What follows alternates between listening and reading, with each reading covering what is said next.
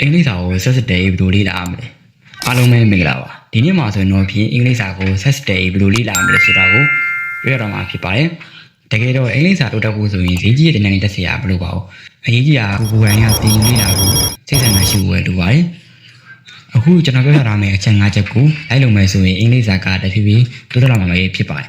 နံပါတ်1အချက်နေရာကို vocabulary တွေကိုလေ့လာမှာပဲဖြစ်ပါတယ် vocabulary ကအင်္ဂလိပ်ရဲ့အခြေခံစကားလုံးပဲဖြစ်ပါတယ်ဒီနေ့ကို vocabulary 10လုံးကနေ15လုံးအထိ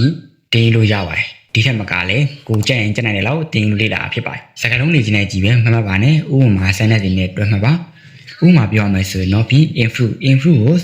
I want to improve my English ဒီလိုစမ်းတဲ့တွေနဲ့တွဲမှတ်ရင်ပို့ပြီးတော့အမှတ်မိတွေပါတယ်မှတ်မိတွေရုံနဲ့မကဘူးပေါ့နော်ဒီစက်လုံးကဘယ်နေရာမှာတုံးလို့ရရဲဆိုတာလည်းသိရှိတော့မှာဖြစ်ပါတယ်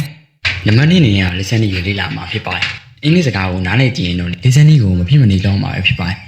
အစားအမှားဆိုရင်တော့ပြင်နားမလည်အားပုံမှန်ပါပဲဥပမာဘယ်လိုဟာမျိုးကိုနားထောင်မလဲဆိုတော့ daily routine တွေကိုအင်္ဂလိပ်လိုပြောထားတဲ့ဗီဒီယိုတွေလည်းကြည့်လို့ရပါတယ်အင်္ဂလိပ်စကားပြောဗီဒီယိုအတူလေးတွေကိုကြိုက်ရတဲ့အားကြည့်လို့ရပါတယ်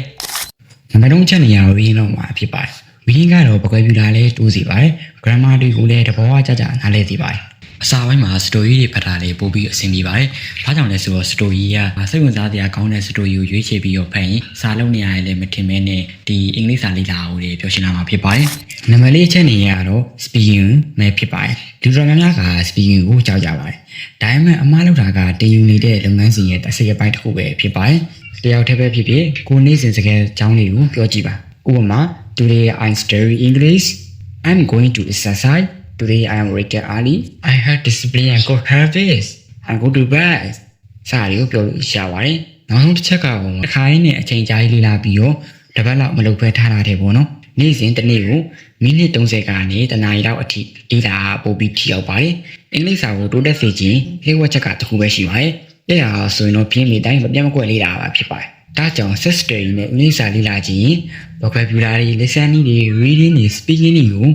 နေတိုင်းပုံမှန်လုပ်သွားမှာပဲဖြစ်ပါတယ်။ AI ကနေ story ထုတ်တဲ့နည်းလမ်းကိုနောက်ဆုံးအနေနဲ့ပြောပြချင်ပါတယ်။အခုကျွန်တော်ပို့လို့ချက်ချင်းမှာပို့လိုက်ပါ။ဒီနေရာမှာကိုယ့်ရဲ့ level ပေါ်မူတည်ပြီးစာတန်းနဲ့ပြောင်းပေးပါ။ကျွန်တော်ကတော့ဒီနေရာမှာကျွန်တော်ရဲ့အင်္ဂလိပ် level က B1 level ဖြစ်တဲ့အတွက်ကျွန်တော်က B1 level ကိုရွေးချယ်ပြီးတော့ story တစ်ပုဒ်ရေးခိုင်းထားပါတယ်။ကိုက story ကိုဘယ်လောက်ထိနားလဲဆိုတာလဲအောက်မှာမိကုန်းလေးနဲ့ပြန်ပြီးတော့မေးပြထားပါတယ်။အောက်မှာဆိုရင် story ရဲ့ meaning အဓိပ္ပာယ်တွေလည်းပါပါတယ်။